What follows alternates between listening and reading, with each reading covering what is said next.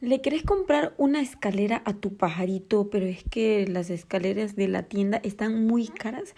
Pues quédate a ver este video porque es para vos.